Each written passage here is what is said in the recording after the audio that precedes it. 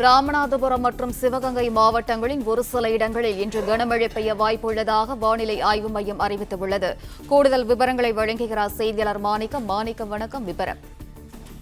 தமிழ்நாட்டில் இன்று ஒரு நாள் மட்டும் 2 மாவட்டங்கள்ல கனமழைக்கான வாய்ப்பு இருப்பதாக வானிலை ஆய்வு மையத்துடைய முன்னறிவிப்புல தெரிவிக்கப்பட்டிருக்கிறது. சிவகங்கை, ராமநாதபுரம் ஆகிய 2 மாவட்டங்கள்ல இன்று ஓரிரு இடங்கள்ல 6 சென்டிமீட்டருக்கு அதிகமாக மழைப்பொழிவு ஏற்படுவதற்கான வாய்ப்பு இருப்பதாக குறிக்கும் விதமாக கனமழை எச்சரிக்கை என்பது கொடுக்கப்பட்டிருக்கிறது. வடகிழக்கு பருவமழையினுடைய இறுதி காலகட்டத்தில் இருக்கிறோம். இன்றுடன் தமிழ்நாட்டில் வடகிழக்கு பருவமழைக்கான மழை பதிவு கணக்கிடக்கூடிய அந்த காலம் நிறைவடைகிறது. ஆனால் வடகிழக்கு பருவமழை தொடர்ந்து நீடிக்கும் என்று சொல்லப்பட்டிருக்கிறது.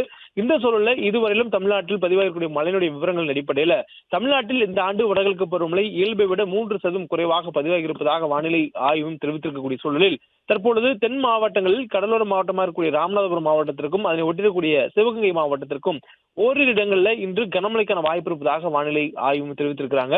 தமிழ்நாட்டில் பெரும்பாலான பகுதிகளில் இன்று வானம் மேகமூட்டத்துடன் இருப்பதற்கான வாய்ப்பு இருக்கக்கூடிய சூழலில் சிவகங்கை மற்றும் ராமநாதபுரம் மாவட்டங்கள் மட்டும் கனமழைக்கான வாய்ப்பு இருப்பதாக வானிலை ஆய்வும் தெரிவித்திருக்கிறாங்க. மேலும் சென்னையில் நாளைக்கு மழை பெய்ய வாய்ப்பு இருப்பதாகவும் ஆய்வு மையத்துடைய முன்னறிவிப்பில் தெரிவிக்கப்பட்டிருக்கிறது. தொடர்ச்சியாக அதுவும் குறிப்பாக டிசம்பர் மாதத்தினுடைய 10ஆம் தேதிக்கு பிறகாக தமிழ்நாட்டின் பெரும்பாலான இடங்கள்ல வறண்ட வானிலையே நிலவி வந்தது. தென் மாவட்டங்களில் ஓரிரு இடங்கள்ல லேசான மழை இருந்தாலும் குளிரினுடைய தாக்கம் அதிகமாக இருந்தது. இந்த சூழல்ல தற்பொழுது மழை பெய்வதற்கான ஒரு சாதகமான சூழல் ஏற்பட்டிருப்பதாகவும் அதற்கு காரணம் இலங்கை கடற்பகுதிக்கு ஒட்டியிருக்கக்கூடிய தென்மேற்கு வங்கடல் பகுதிகள் மேல் நிலவக்கூடிய வளிமண்டல கிழக்கு சுழற்சி என்றும் வானிலை ஆய்வு மையத்துடைய அறிவிப்பில் சொல்லப்பட்டிருக்கிறது. இதன் காரணமாகவே 2 மாவட்டங்களில் இன்று கனமழைக்கான வாய்ப்பு இருப்பதாகவும் வானிலை ஆய்வு தெரிவித்திருக்கிறாங்க.